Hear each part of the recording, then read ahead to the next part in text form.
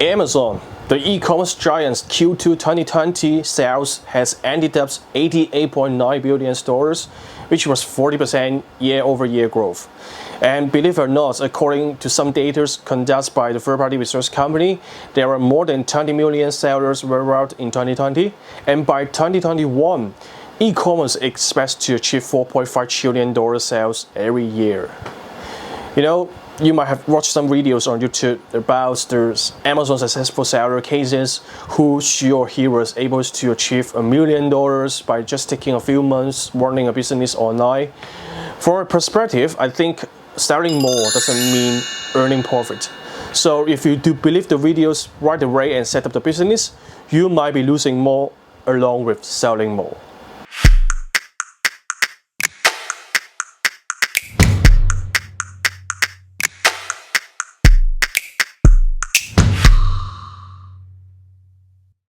Hey, what's up guys, I'm Louis. Welcome to my channel. My channel is about digital. If you are interested in learning popular digital devices to equip your personal life, or saying building up your personal online presence, or even growing your business online by leveraging the digital marketing strategies or practical approaches, remember to subscribe my channel and turn on the video notification bell. New video is coming up every single week. COVID-19 has indeed accelerated the growth of e-commerce sector, but I always emphasize one point is selling more products doesn't mean earning money. There's no brainer that you can lower the pricing per SKU and SKU must be getting higher conversion rate. But the point is the sales is profitable or not, and what is the profit margin. And when we talk about the profit margin, that can be a very complex and challenging word because it is very easy to get lost when you figure out the ratios between the product pricing and the product selling costs. And also it can be very tricky to overcome this information, and then particularly when you don't have the right profit calculator, it is very difficult to monitor and maintain and keep increasing the profits for a business. I agree on one common saying is the product is the king and product is everything in e-commerce. So before starting a business, we should put some efforts to investigate the potential products and what are the products sourcing costs and what else fixed costs might matter, such as the operational costs or the manpower costs, and what is the competitive pricing if the products already been sold by the other competitors in the target market. I would say congratulations if you do find a niche products that have a great product viability, competitive advantage, and active target audience, and also fit within the legal requirements. But I mean, real one thing is most of the sellers are just excited on this stuff and might be excited on the supplier who they are able to negotiate the lower MOQ, or maybe got the supplier constant support on the shipping arrangement to destination. But they totally ignore what variable costs would take place in their online business transactions and the impact of more variable costs coming up in the profit margins, particularly as the variable cost increases with the sales goes up. So in this video, I'm going to go through 7 variable costs that can impact your profit margin, and I hope it can help you to avoid selling more products and losing more money. Here we go. The number one is fulfillment fee. Order fulfillment is a vital part of every e-commerce company's supply chain. You can be selling the wonderful, excellent, fantastic products to worldwide and appealing the customer checkouts by offering free shipping. But if you don't calculate the fulfillment fees per product order correctly, your business can be in trouble. I take Amazon FBA for an example. FBA fulfillment is not the same with the other many different fulfillment pricing model. They might charge you for picking, packing, and shipping. Fulfillment fees of Amazon FBA includes every step of the fulfillment process, and the fee varies depending on the product size and the shipping rate of the items being shipped. There are 2 main categories of item size: standard size and oversize. Standard size is a package unit that weighs 12 kilograms or less and measures 45 cm or less on the longest side, and 34 cm or less on the medium side, and 26 cm or less on the shortest side. On the other hand, oversize is a package unit that exceeds all the measurements I just mentioned in standard size. So no matter the fee might be changed due to the Amazon FBA policy policy or maybe your product variation at the on or change.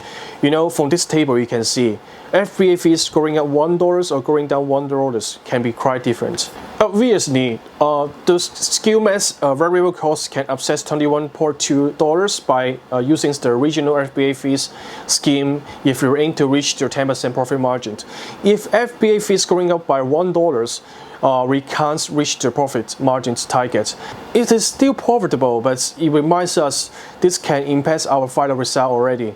If the FBA fees suddenly stop and we have to fulfill by ourselves licensing using the FBM, and meanwhile cost per sales has been $10 already, which means that FBA fees going up by $1 make us lose money. So I would suggest you to create a table that includes all skills, weight and size, and calculates each skill's fulfillment fees. And you can directly relookup these skill fulfillment fees in a profit calculator, and then to compare the different profit margins by using different fulfillment methods. This way can help you to adjust the pricing and then reallocate the cost amongst the different variable costs, so for the purpose to avoid losing money at the end. The number 2 is commission fee.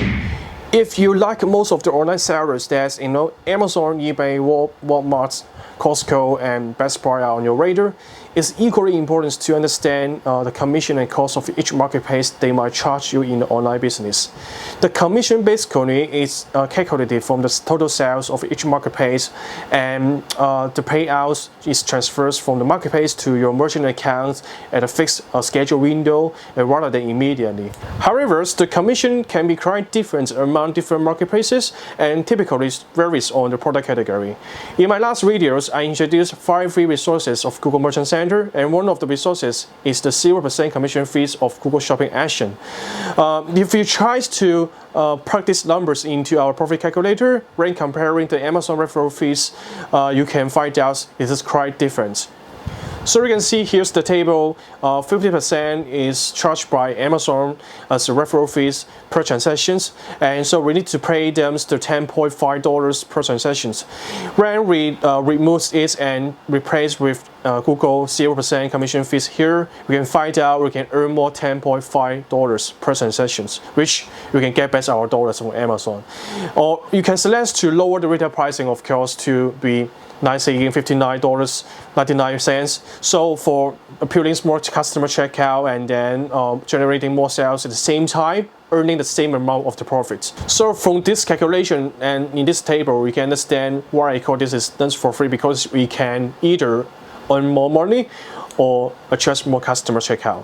If you're interested in more details about the Google Merchant Center's free resources or the 0% commission fee, you can watch the other videos on my channel. The number 3 is cost per sale in advertising.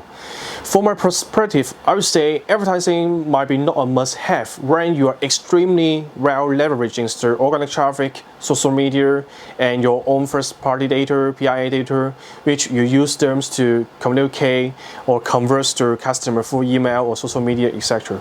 But I would say advertising must faster increase your new customers, grow your sales, grow your market shares, and build a brand awareness than any other approaches. When you're considering launching a promotion campaign in which areas, channels, or whatever types of the advertising strategy, like saying Google Shopping ads or the Facebook ads or the Amazon PPC advertising, we need to understand each skills or all the skills we're going to promote mass variation because they can burden and upset. For example, the skill in the table, you can see the maximized variable cost is $21 when we aim to earn $7 per transaction. If you try to minus all the other variable costs, like in the commissions, fulfillments, or refund costs, etc., the cost per sale can be equal or less than $4. Regardless, the maximized variable cost can be changed after the total sales number going up, like saying achieve 100,000 or 10,000. It tells us that cost per acquisition is greater than $4, the profit can be less than $7. So if the cost per sale is more than $11, which means that we are losing money. So here, we need to think about what is your Google SEM cost per click or Facebook cost per click or Amazon PPC cost per click now. If I assume the cost per click average talking about is $1 and you can upset not earn money, not lose money, like saying 11 clicks. So which means that one transaction is out of 11 clicks, the conversion rate is already been 9%. It's pretty high. I'm not about to go into details about how to managing and optimizing the cost per sales. I will shoot the other video regarding this topic and then talk more about the digital marketing strategies and the omnichannel strategy for the purpose to optimize the cost per sale and then ensure your order is not losing money.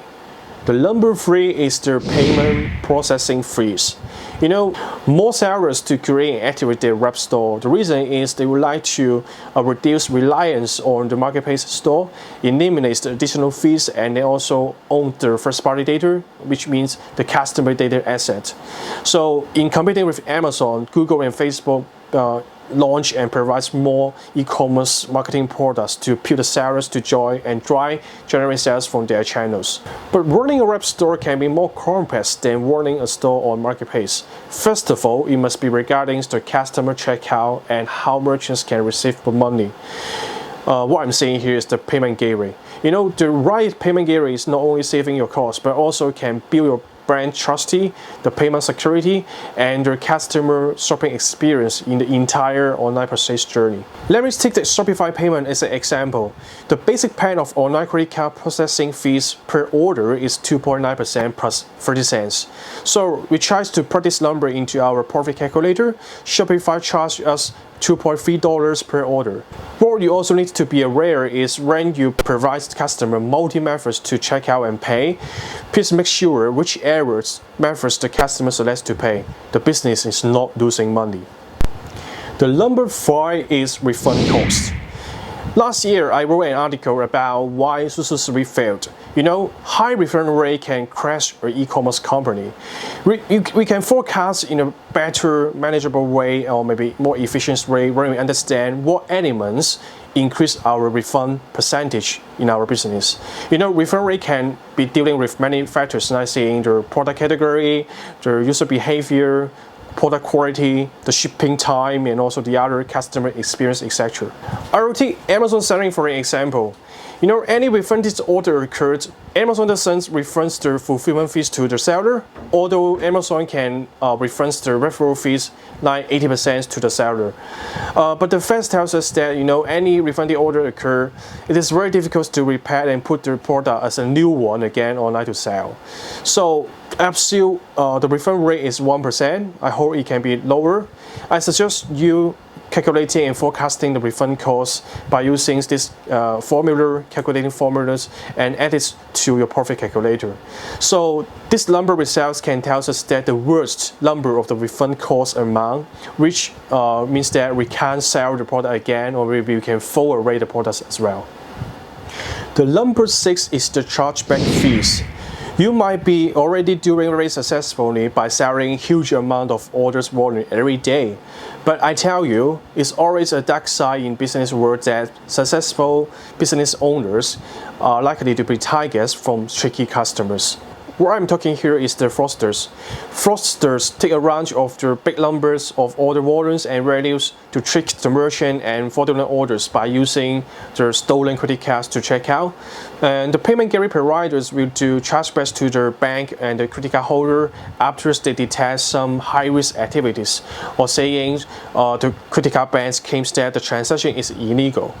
As a merchant, you know, when the product has been shipped, you will have the risk of losing the product.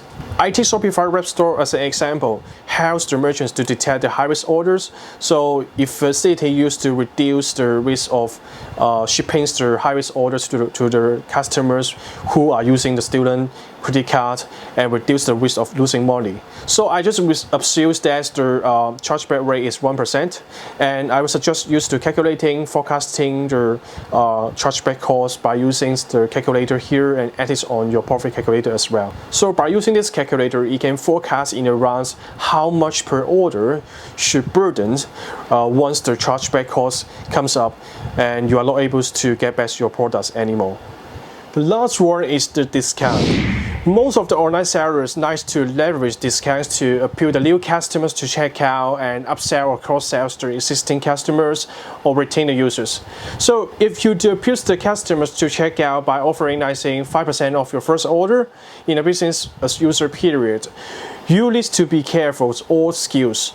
Otherwise, your business might be losing money. So let me take the profit calculator in the table as an example. As you can see, the SKU retail pricing is $69.99, and after we subtract all the other variable costs, the profit margin can be 10% here. But when we try to put into the 5% discount code and calculate the profit margin, which means that the customer pay and check out by redeeming this 5% discount code, you will see the order is losing money. So because of that, I would suggest you guys separating the BAU and promotion periods profit margin calculator, and it can be better ways to check if the promotional products can be profitable or not after you put the discount percentage into the table. Otherwise, typically when you are managing hundreds and thousands of products selling online, putting all together in one table make you confuse easily. You might calculate the pricing or the cost incorrectly. So for avoiding any mistakes coming up, I would suggest you guys setting them apart. So I hope you guys enjoy watching this video, and if you have any feedback about the video content and ideas and questions, please leave your comments in the boxes below. That's a worry for the video, and I hope you did enjoy and find it helpful. If you did, please give the video a thumbs up and hit the channel subscription button because it always helps out to the channel. Until the next video, I will catch up with you guys very soon. See you next time. Bye bye.